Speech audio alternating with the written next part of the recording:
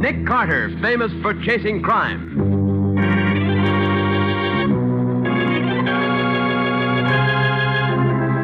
Every week at this time, two great names are joined. One of the most resourceful and daring characters in all detective fiction. Nick Carter, Master Detective.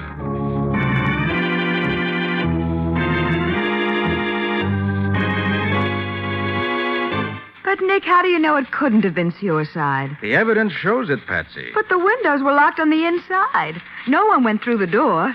If it was murder, how was it done? The same evidence, Patsy. The bottle tells how and why it was murder.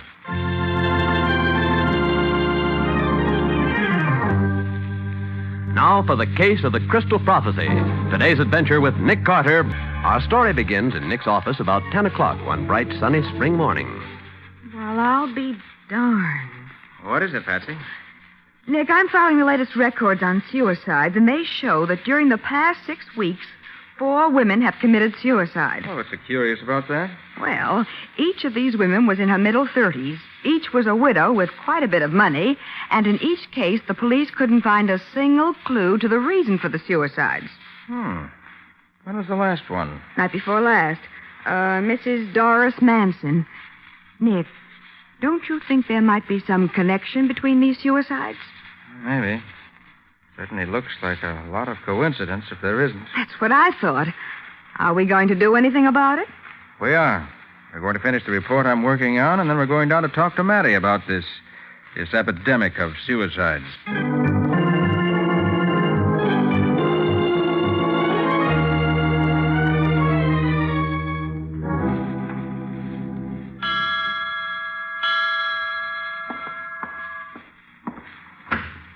Good afternoon, Hassan. I hope I'm not late. Please to enter, Mem Saib. You are expected. I get more excited every time I come here. Is Rashid El Bey ready to receive me? Mem Saib will please to sit there.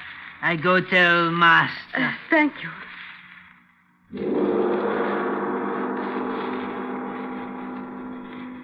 Good afternoon, Mrs. Langdon.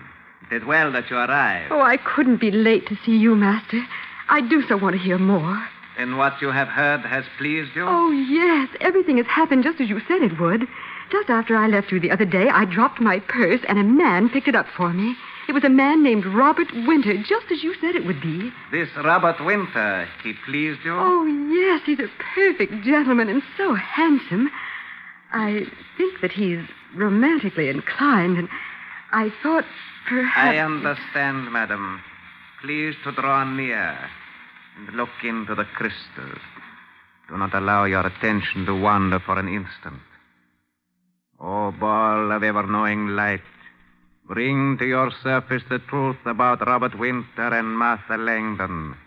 Make the future clear that we may read it.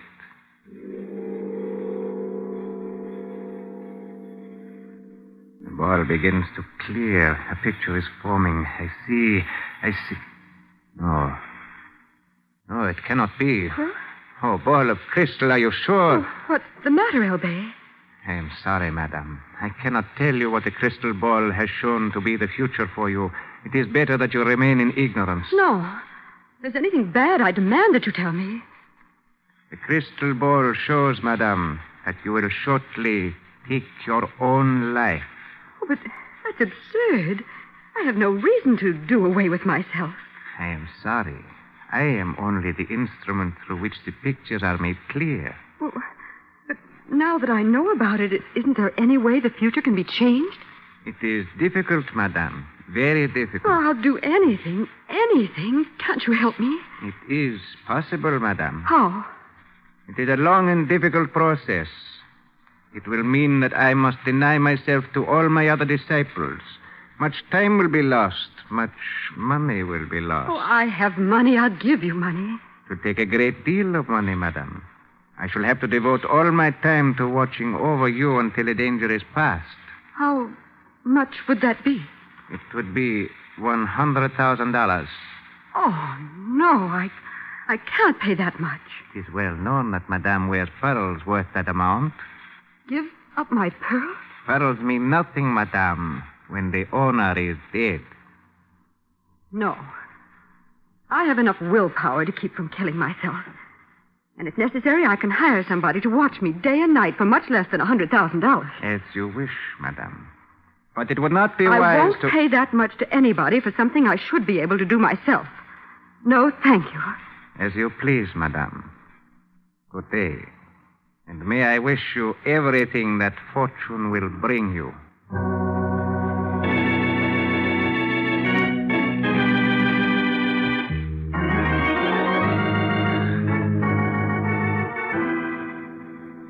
You know as well as I do, Nick, that suicides run in waves. I know, that's true, Matty. But it seems to me that there's too much coincidence in these four. Each of them is too much like the other. Oh, that's crazy, Nick. The first one drove her car off a cliff. The next jumped off a building. The third fixed herself up in a closed garage with a car motor running. And this last one jumps in front of a subway train. But, Matty, did you notice that each of these suicides was a woman in her middle 30s, a widow, and that each had a considerable amount of money? Sure, I know all that, but what's it prove?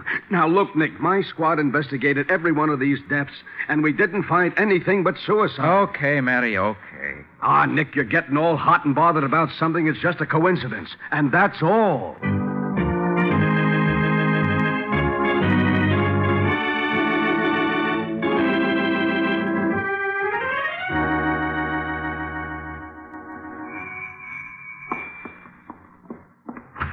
Robert, how nice. Come in. Hello, Martha, my dear. I hurried over as soon as I got your phone call. What's wrong? It's Rashid El Bey.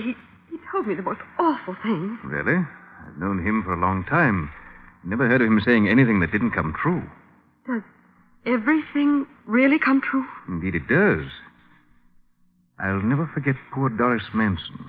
He told her that she was going to take her own life. And did she? Yes, poor thing. She was standing on a subway platform one day when the train came along. She jumped in front of it. Oh, how horrible. Robert, El Bey told me that I was going to kill myself. Oh, that's terrible. Isn't there anything we can do? El Bey said that he could do something about it, but it would cost me $100,000. I told him I couldn't afford to pay that much. Not when your life is in the balance? No. I can't believe I'm going to commit suicide. I've never known El Bey to be wrong. I think it would be better for you to pay him, Martha. I'm not going to do it. Very well, my dear. You know you can count on me for any help you need. Oh, thank you, Robert. I know I can. You know, how about a glass of your fine port? It'll do us both good. Oh, I think that's an excellent idea. I'll get it.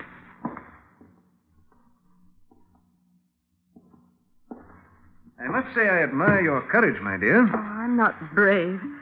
I just won't part with all my money for something I don't think will happen. Well, the wine will make you feel better. Wine always helps.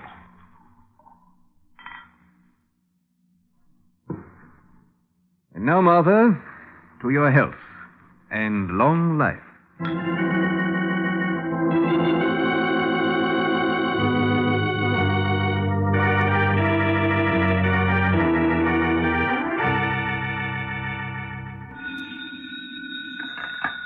Hello? Hello, Martha. This is Camellia Huntington. I just called to see if you'd received my invitation. Yes, it's lying here in front of me. I just know you're going to enjoy Rashid El Bey. He's such an interesting person. Yes, he is. But whatever's the matter, my dear? You sound as though you don't like El Bey. Oh, it isn't that, Camellia. It's just that he told me something very unpleasant. He did? Whatever was it? I'd rather not discuss it, Camellia. Oh, look, Martha, why don't you try him again?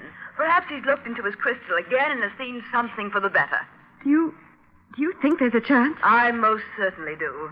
Think about it, dear. Anyway, I'll see you tomorrow at my party. Goodbye. Goodbye, Camellia, and thanks. Try him again. Yes, I'll do it. Oh, why didn't I think of that before? Oh, I'm sure he's seen something else. Yes, Is this Hassan? yes. Who speaks, please? This is Mrs. Langdon. I've got to speak to El Bey right away. One moment, Mentayib. Good evening, Mrs. Lang. Oh, I just had to call you, El Bey. I wondered if you would look into your crystal ball again. See if it said the same thing. I have looked many times, madame. The pictures have not changed. Oh, The span of your life is growing short. oh no. I beg of you to reconsider before it is too late. Well, I won't reconsider paying you $100,000 if that's what you mean. Alas, then, what is written will be so. I am sorry, madame. The sands of your life run out rapidly. Oh, I never should have called him in the first place. He scares me so. Perhaps I'd feel better if I drank a glass of wine. Now, maybe this will lift me out of this terrible mood. I certainly hope so. What?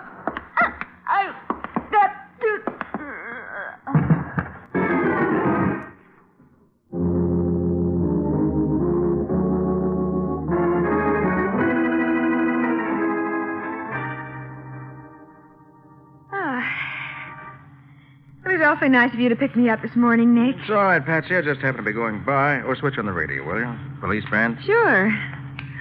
Oh, gosh, it's a beautiful morning. Car 18, go to Hemlock and 3rd, reported burglary. Car 43, go to 54th and 9th Avenue. Traffic light out of Oh, order. what a charming radio personality. Cars 256 and 257 get to 1485 North End Avenue. Assist Sergeant Madison and Homicide Squad in suicide on premises. That is all. Nick, you don't suppose that could be I another... don't know, Patsy, but I think we'll find out. We can be there in less than 5 minutes.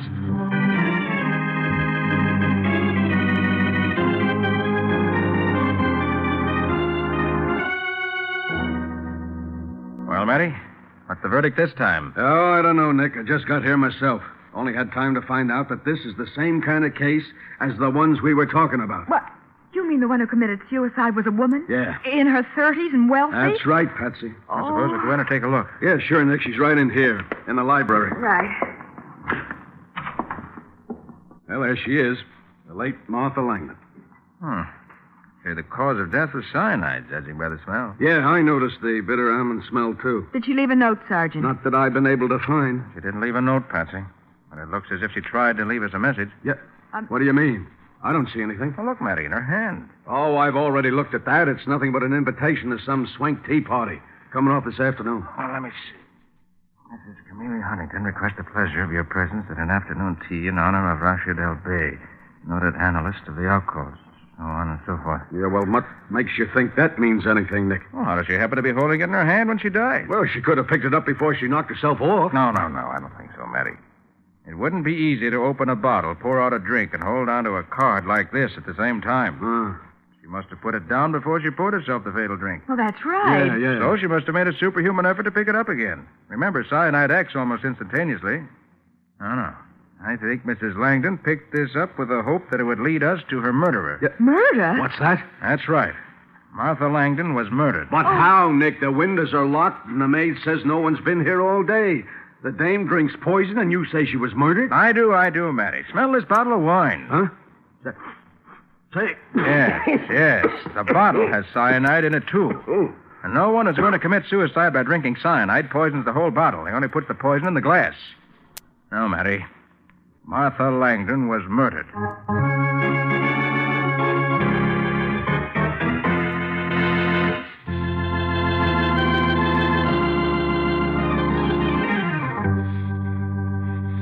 Now back to the case of the Crystal Prophecy. Today's adventure with Nick Carter.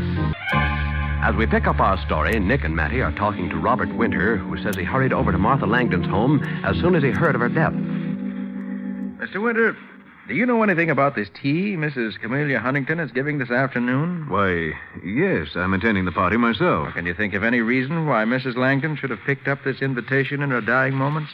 No, I can't. It'll probably be a very dull affair. Uh-huh. Well, thank you very much, Mr. Winter. Quite all right. I only hope you're able to catch Martha's murderer. Goodbye. Oh, Mr. Winter. Yes? Did you happen to know Mrs. Nora Church? Why, yes. And Mrs. Doris Manson? Yes, I did. Thank you, Mr. Winter. Thank you very much. Nick, do you suspect Mr. Winter? I don't know. course, those spats he wears are enough to make me suspicious of him. Spats aren't evidence, Betsy. But the fact that Mr. Winter knew at least 2 of the other dead women is interesting, at least. And the fact that he's going to Mrs. Huntington's party this afternoon also interests me. You think all those other women were murdered, too? I'm positive, Betsy. Proving it is going to be something else. Oh, come on. Where to, Nick? I want you to go home and get prettied up.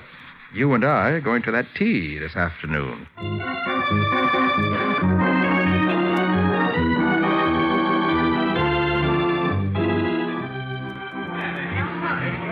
Well, quite a party, isn't it? Nick, you haven't explained how you happen to know Mrs. Huntington so well. Oh, I've known her a long time, Betsy. Apparently. When we showed up at the door, she acted as though you were a long-lost relative. All right. I'll confess. It's very simple. I recovered some jewels for her some years ago. Oh. Well, looks as if I'm not going to make good on my promise to Matty. Huh? Told him I'd keep an eye on Winter, but he seems to have disappeared in the crowd. Well, nobody can get out of this room without passing us. Yeah, that's right. Your attention, please, Effendi. Oh, something's going to happen, Nick. Yeah. Effendi, it is the time for the appearance of my master, the master, Rashid Del Bey. Oh, Nick, isn't that a beautiful beard Elbay has? And what a gorgeous costume. Yes, that is quite a costume. Good afternoon, my friends. I am much pleased that you have gathered here to do me honor. I will say no more than tell you it is impossible for me to read my crystal ball before all of you. But I shall be happy to conduct individual readings in a room which our charming hostess has made available. I will retire now to that room. Come on, Patsy. Where, Nick? You're not going to have your fortune told, are you? No, we're going back to the office. Oh, good. You can drop me off at the beauty parlor. Sorry, you'll have to cancel your appointment. Oh, but, Nick, this beauty parlor is supposed to take years off a girl's face. Patsy, we're going back to the office, and I'm going to add years to a girl's face. Huh? And that girl is you.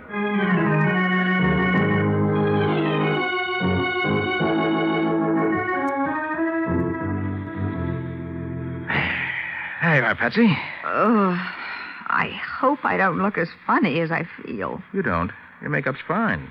You look at least 35. That's the worst compliment I ever had. Now, Patsy, remember, whatever happens, I want you to play along. And when you enter the master's presence tonight, don't forget whom you're supposed to be. I won't, Nick. Well, here I go. Good luck. And don't worry. I'll be around somewhere.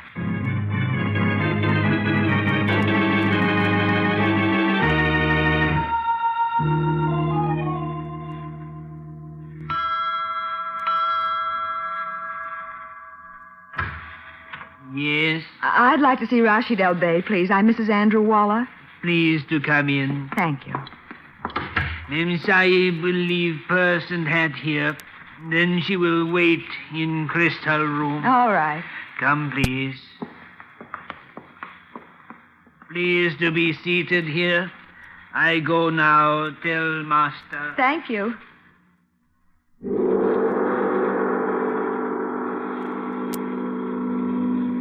You are Mrs. Andrew Waller, who has come to seek advice from the all-seeing crystal. You are the holder of driver's license number 74592, issued in this city 18 days ago. Your original home was in Brightwood. Why, that's wonderful. It is wonderful only because through this power given to me, I am able to give help to those who come here to seek the answers to those things which they cannot know. Then maybe you can help me. It's very important. Very well, madame. Please to draw near. Look into the crystal. Do not allow your attention to waver for an instant. O ball of ever-knowing light, bring to your surface the future of the one who seeks the answers to questions as yet unknown. The wall begins to clear. Picture is forming. I can see you, madame. You are wondering about a man. The man is nearly 35 years of age. He is over 6 feet tall, good-looking.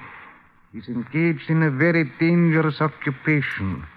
His name is Nick Carter.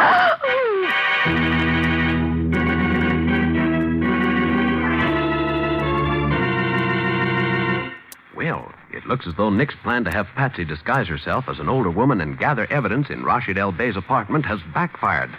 In a moment, we'll hear the conclusion of this adventure.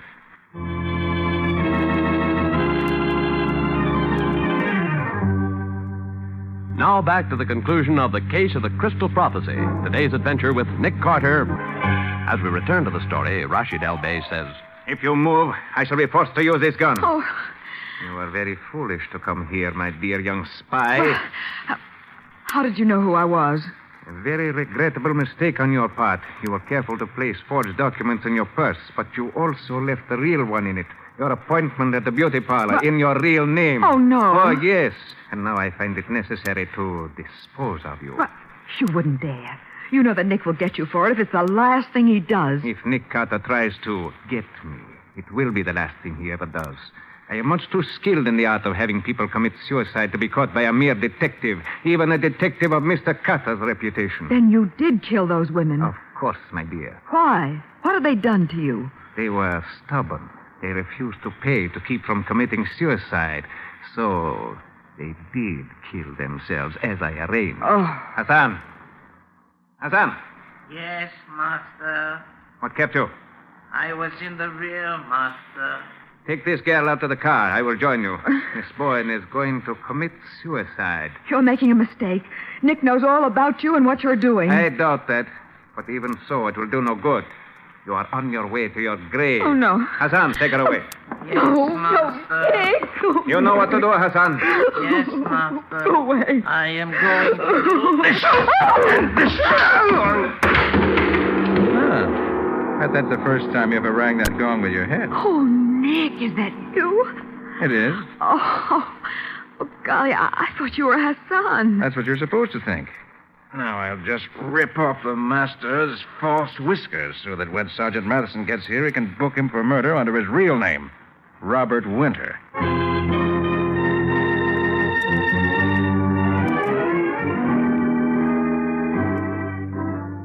Oh, I tell you, Sergeant, I was never so glad to hear Nick's voice. But it was certainly queer to hear it coming from the man I thought was Hassan. Yeah. How'd you do it, Nick? I told Patsy I'd stick close to her, Matty. It was the only way I could manage it. Well, I got into the apartment, knocked out Hassan, and then did a quick change so I could pass for him. Well, you certainly look like the real thing to me. I thought you were going to take me out and boil me in oil. Oh, Patsy, you know I wouldn't do that to you. Oh, Nick. Tell me, how did you know that El Bey and Robert Winter were the same man? Well, you were partly responsible for that. Huh? I was. Yes. Don't you remember you said his spats were enough to convict him as far as you were concerned? Yes. Well, they did convict him. When the fake El Bey appeared at Mrs. Huntington's party, he made the mistake of wearing his spats under his robe. I caught a glimpse of them. Well, I'll be darned. And, of course, Mrs. Langdon gave us a lot of help by grabbing up that invitation when she knew she was dying. That's calling attention to the party where I could find El Bey and his spats. So Robert Winter would advise these women to consult El Bey, and then as El Bey, he would tell them they were going to commit suicide unless they paid him off. That's right. If they paid, they were all right. But if they refused... He killed them as a lesson to the others, huh, Nick? That's right, Matty. Well, that proves that no one should ever believe the things that are seen in a crystal ball.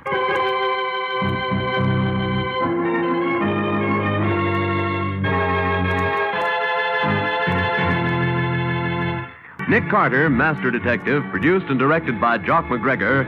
Lon Clark is starred as Nick, with Charlotte Manson featured as Patsy. Matty is played by Ed Latimer.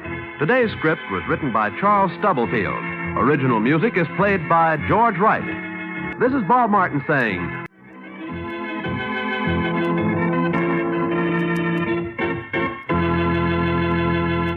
This is the Mutual Broadcasting System.